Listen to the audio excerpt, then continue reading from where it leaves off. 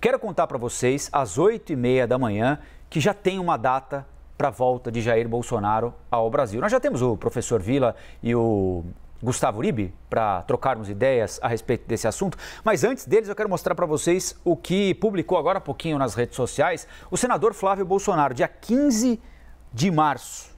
Dia 15 de março, segundo Flávio Bolsonaro, é a data marcada para a volta de Jair Bolsonaro ao Brasil. Dia 15 de março é quarta-feira da semana que vem, daqui uma semana, não é? Já pode pendurar a bandeira verde e amarela e vestir as cores do nosso país. Juntos vamos fazer uma oposição forte e responsável pelo bem do nosso Brasil. E aí ele repete o lema do presidente Jair Bolsonaro, das campanhas do presidente Jair Bolsonaro. E logo abaixo ali, ele publicou um vídeo promocional do retorno do ex-presidente ao Brasil. O presidente Bolsonaro está nos Estados Unidos desde o dia 30 de dezembro do ano passado, ainda quando presidente da República. Ele embarcou no voo da FAB e foi para a Flórida para não passar a faixa para o presidente eleito, então, Luiz Inácio Lula da Silva, e depois estendeu a permanência lá pelos Estados Unidos. A primeira-dama Michele Bolsonaro voltou já faz algum tempo e agora o presidente Bolsonaro toma a decisão de voltar. Quero ouvir o professor Vila e também o Gustavo Uribe a respeito da volta aparentemente antecipada do presidente Jair Bolsonaro, já que a data estimada era abril. Esse escândalo das joias e o impacto que isso tem tido na imagem dele, na imagem da primeira-dama, construída muito em cima daquela frase: a mamata acabou, a Lava Jato acabou porque no meu governo não há corrupção. Esse episódio pode ter feito com que o presidente antecipasse a volta de abril agora para março? E por que voltar agora, no olho do furacão, e não esperar a coisa esfriar um pouquinho mais, professor? Olha, primeiro, ele nem deveria ter saído do Brasil, né? Primeira coisa. Segundo, ele deveria ter transferido a faixa presidencial ao seu sucessor de acordo com as determinações legais. Também não o fez. Está querendo agora uma volta heróica para desviar o foco dos escândalos de corrupção do seu quadriênio presidencial, especialmente da questão das joias. Quer dizer, o retorno está intimamente vinculado a uma tentativa de encobrir esse peculato que envolve certamente algum tipo de ilícito, qual? Eu não sei, mas a Polícia Federal vai chegar para tentar descobrir por quê. Não há, na história do Brasil republicano, nenhum presidente da República que tenha recebido um presente de 16 milhões e meio de reais após visitar um país. Nenhum caso. E eu também não me lembro de presidentes de outros países, ao visitarem outros países, terem recebido presentes desse valor. Portanto, é caso atípico. Então, ele quer desviar a atenção. Outra coisa, o tweet é de uma pobreza intelectual digna do DNA da família. Ele é chamado de Johnny Bravo.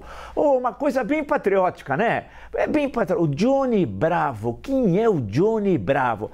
E, finalmente, assina com Deus, Pátria e Família. Deus, Pátria e Família era o lema da Ação Integralista Brasileira, fundada em outubro de 1932, aqui em São Paulo, pelo Plínio Salgado, e colocada na ilegalidade, como todos os outros partidos políticos, em 10 de novembro de 1937, quando do golpe do Estado Novo. Era um movimento tipo fascista, claramente fascista. Vestiam roupas verdes, tinha o sigma como símbolo, se saudavam dizendo Anauê, que supostamente era uma saudação tupi, né? Um movimento fascista. Então, o Flávio Bolsonaro incorpora o fascismo no seu discurso, chama seu pai de Johnny Bravo e acha que vai enganar os trouxas dos brasileiros e brasileiras tentando desviar a atenção. Eles vão fazer uma grande manifestação para receber o Johnny Bravo, mas a pergunta continua, não só sobre as joias, Colombo, e os móveis? E os móveis do Palácio da Alvorada? Sumiram os móveis, até a cama do quarto presidencial desapareceu. Eles levaram picanha e os camarões que estavam na geladeira do palácio. Quer dizer, como diz o ministro Gilmar Mendes, é gente do porão. Então é um meio de querer desviar o foco, só que dessa vez não vai dar certo. Professor, assim como publicou rapidamente a mensagem, Flávio Bolsonaro acaba de apagar a mensagem. Não foi possível recuperar os tweets no momento. Por favor, tente novamente mais tarde. Olha aí. A gente acabou de mostrar o tweet e agora, indo à página onde estava... e a gente tem as desculpas aí? Eu tenho aqui, olha. Peço desculpas, o senador Flávio Bolsonaro acabou de twittar. Peço desculpas pela postagem anterior. Deve ser a saudade grande.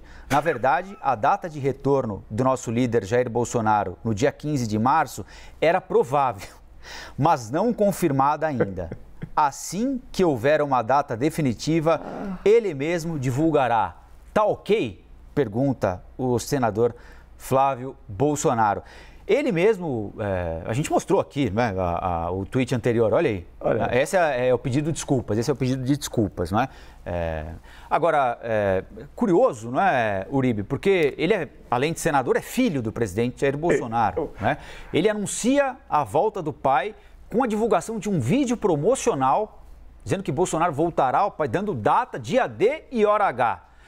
Mal publicou o tweet, imediatamente apagou, dizendo que é saudade, que pode ser dia 15, mas também pode ser em abril, Uribe. Que pagelança! O que eu pude observar hoje de manhã é a seguinte informação.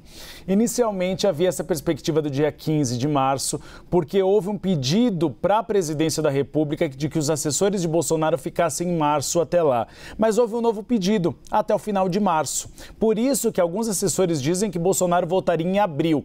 A questão é que o Aliança pelo Brasil, aquele partido que Jair Bolsonaro queria criar, mas não conseguiu assinaturas suficientes, publicou hoje de manhã nas redes sociais que seria 15 de março, baseado naquela informação inicial do pedido dos assessores. E aí Flávio Bolsonaro, pelo que a gente pôde observar, foi no embalo, sem consultar o próprio pai.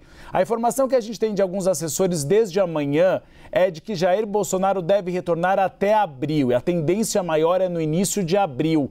E o que ele tem considerado para este grande retorno, meio ao estilo Sassá Mutema, do Salvador da Pátria? O que ele quer é justamente fazer um discurso para tentar se colocar como nome principal da oposição. Então, a ideia, e ele foi aconselhado a isso, é chegar ao Brasil com uma militância no aeroporto, iria à sede nacional do PL e faria um discurso com críticas a Lula pelo aumento dos combustíveis e pela invasão do MST aos territórios da Suzano e, por outro lado, tentar se explicar sobre as joias. O que me disseram, professor e Colombo, que a grande preocupação neste momento de Jair Bolsonaro é a questão das joias. E é pelo que eu expliquei.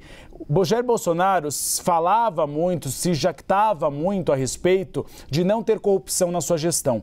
A partir do momento que você tem a possibilidade de uma apropriação irregular de recursos públicos, que é o caso das joias milionárias, e a gente está falando de uma marca de luxo, a Chopard, a gente não está falando da Shopee, que são produtos baratos vendidos na internet. Quando você tem esse tipo de desconfiança, a possibilidade de corrupção, isso pega em cheio na imagem da família Bolsonaro. É por isso que é uma grande preocupação nesse assunto. Eu vou tentar agora falar com o Flávio Bolsonaro para saber exatamente o que aconteceu. Se eu tiver uma atualização, eu trago para vocês.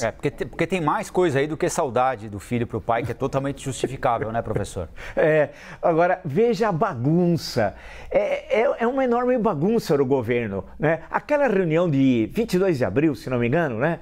Que o Brasil inteiro assistiu, porque a defesa do então ex-ministro Sérgio Moro solicitou ao decano da Suprema Corte, ministro Celso de Mello, nós assistimos àquela reunião.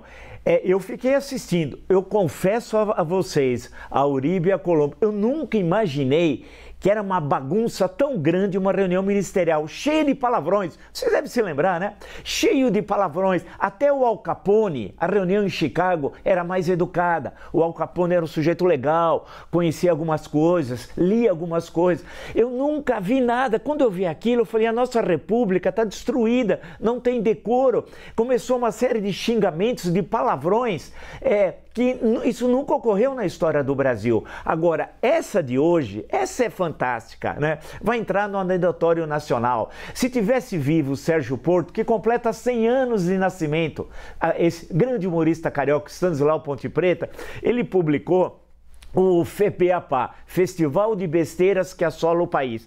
Essa seria excelente. Você tuita que o pai vem, o Johnny Bravo, dia 15 de março, Deus, Pátria e Família, nós não aguentamos de saudade dele. 30 segundos depois, apaga. Fantástico. fantástico.